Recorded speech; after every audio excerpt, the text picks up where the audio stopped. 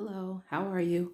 My name is Aisha, and today I want to talk to you about Jim Crow laws. I got this article from thebritannica.com, and it is titled Jim Crow Laws Key Facts. It's going to give you a rundown about the Jim Crow laws in America. It's not too long. I'll give you some commentary after. Actually, I'll be popping in with commentary throughout. So, here we go. This picture is the Jim Crow Jubilee. It is 1847. Sheet music cover illustrated with caricatures of African American musicians and dancers. Beginning in 1828, a white actor, Thomas Dartmouth Rice, performed in blackface as a stereotyped character named Jim Crow. Rice's minstrel routine had many imitators. The term Jim Crow became a derogatory epithet applied to blacks. So this was applied to blacks, not anyone else. In 1865, the 13th Amendment formally abolished slavery in the United States. The 14th Amendment, 1868, prohibited states from limiting the rights of any U.S. citizen. In response to the 13th Amendment, the Southern states began passing what came to be known as the Black Codes. These laws were intended to assure that white supremacy would continue. The laws limited blacks in a number of ways. For example, some states limited the type of property blacks could own, and in other states, black people were excluded from certain businesses or from skilled trades. Once again, this was geared towards black people. This was not geared towards anyone else. This was towards us. The Civil Rights Act of 1875 prohibited many forms of racial discrimination, including in public places and facilities, such as restaurants and public transportation. However, in the civil rights cases of 1883, the United States Supreme Court declared the 1875 Act unconstitutional. So this is a picture of a segregated water cooler. An African American man drinks at a segregated water cooler at a streetcar terminal in Oklahoma City, Oklahoma in 1939. Once again, this is towards you. This was not towards anyone else. I'm pretty sure if anybody else of color came about, they discriminated against them too. But this was, if you had brown skin, we're discriminating against you. This is why people say Black Lives Matter. Screw the movement. This is why people actually say Black Lives Matter. In 1896, a challenge to Louisiana's Separate Car Act, which required that all railroads operating in the state provide equal but separate accommodations for white and African American passengers, brought the case of Plessy versus Ferguson before the U.S. Supreme Court. In May 18, the court upheld the Separate Car Act, a decision that paved the way for separate but equal segregation throughout the country. Other laws had already restricted the rights of blacks and enforced forms of segregation. For example, all the southern states had passed miscegenation laws, which made marriage or cohabitation between whites and any other person of color illegal. Under Jim Crow laws, states could authorize separate facilities not only for schools, but for hospitals and clinics, sports events, restaurants, barbershops, railroad and bus stations, restaurants, beaches, public parks, and other places. So when people act like in 2020, you saw the videos, 2020, 2021, people pulling guns, you're not supposed to be in this neighborhood. What are you doing here? You know where they get their mentality from. It's passed down.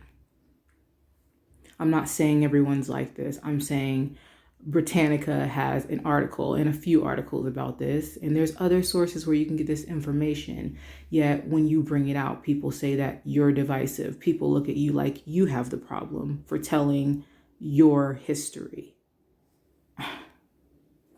Ridiculous. Great Migration. The authors, an African American family moving to the urban north from the rural south arrived in Chicago, Illinois in 1920. The family left their hometown of Paris, Texas after two family members were murdered because of their race in an attack called a lynching. Sorry if you guys heard that airplane going over. Blacks migrated from the south to the north and west seeking greater freedom, but most northern and western states enacted their own Jim Crow laws. The Ku Klux Klan used violence and terror to keep blacks from asserting their rights as citizens in many states. Statistics of reported lynching in the United States indicate that between 1882 and 1951, nearly 3,500 Black citizens were lynched. I feel like that number's more because the United States has a real problem with stating the facts, and they usually use the statistics to help a certain group and to harm others. So Ida B. Wells Barnett. Civil rights advocate Ida B. Wells Barnett led an anti-lynching crusade in the United States in the 1890s. So lynching was getting so bad that they actually had to advocate. Well, they had to have advocates to launch a crusade against the sick nature of the American government and its citizens on other citizens, no less. During the Jim Crow era, Ida B. Wells Barnett, W.E.B. Du Bois, and other leaders called attention to the oppression and violence suffered by Black people. The National Association for the Advancement of Colored People, NAACP, and the Civil Rights Movement were born from this struggle.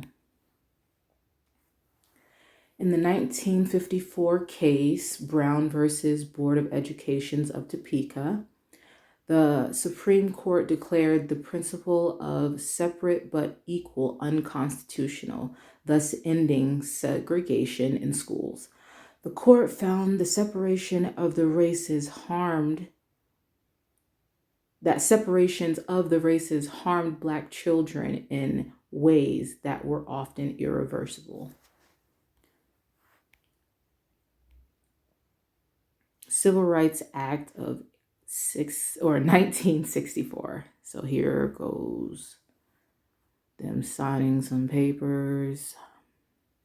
Not really changing their views on anything, just signing papers, U.S. President Lyndon B. Johnson signs the 1964 Civil Rights Act, which didn't do anything for us, by the way.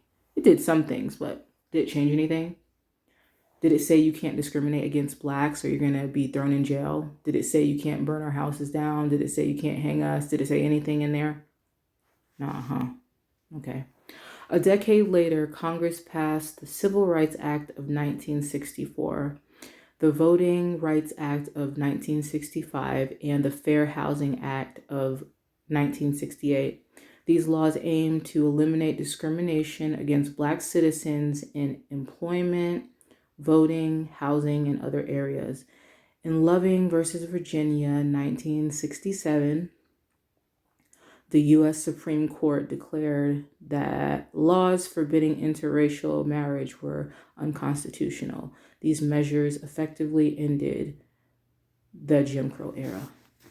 Jim Crow, all that crap never ended. Just look around. It's just on the low when these things happen. That's why people can still question you, pull guns on you. That's why you go places and people got their faces twisted up like you're not supposed to be there. And this happens with everybody. But I'm just saying, since we're speaking about us and we're speaking about the Jim Crow laws, you know why these people have these feelings, because they've always have been given the ruling or, the authority to act this way. No one's ever checked them. And when you continue going unchecked, that's what happens. So I'm just going to show you guys some pictures.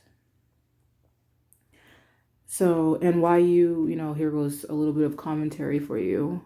Why you should never listen to anyone that's telling you that you're being divisive. Like, we've had to live in a country where you can discriminate against someone based on the color of their skin.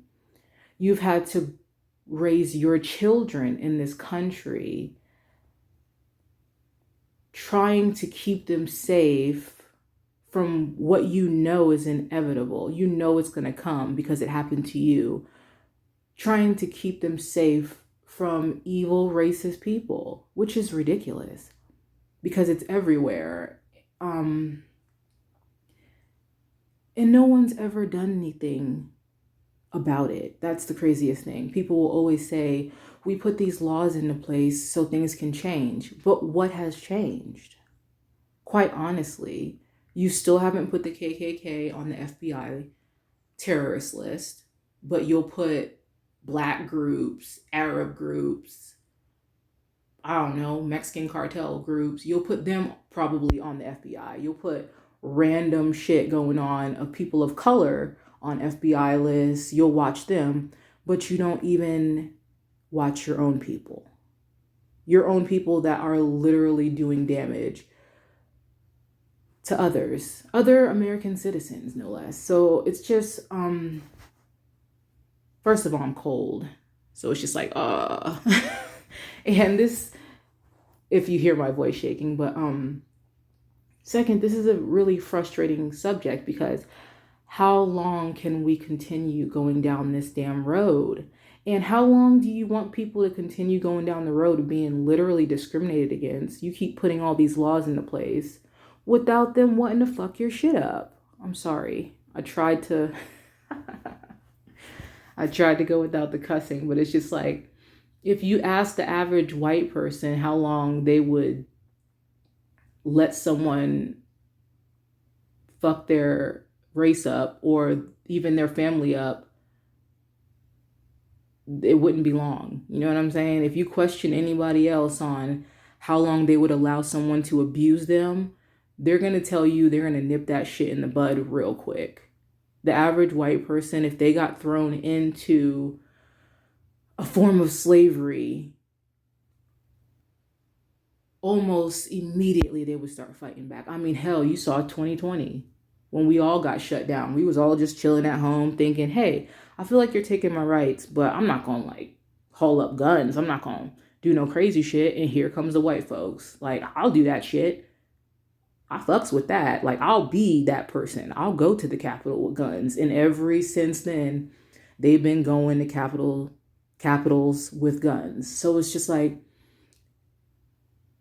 everyone wants to tell Black people to sit down and shut the hell up. But next time somebody wants to ask you about why Black Lives Matter, why you subscribe to that, it's like, first of all, I don't subscribe to the movement. I subscribe to my life freaking mattering. But next time someone tries to question you, whether it be in real life or on the internet, ask them how long they would deal with somebody abusing them before they acted the fuck out. People love to play these games as if, you should have to just deal with abuse and keep taking it until the day you die. Well, this is a new generation and they wilding the fuck out. Not to mention, the rest of us are very, very tired of this situation. So, just a question to anybody that's not Black that's listening. How long do you think your group would accept abuse, hanging, burnings, lynchings, abusing their kids, killing their kids, putting them in jail while everybody else gets to ride on that same crime? How long would you accept it before you start to wild the fuck out? I appreciate you listening. Thank you. Have a good day.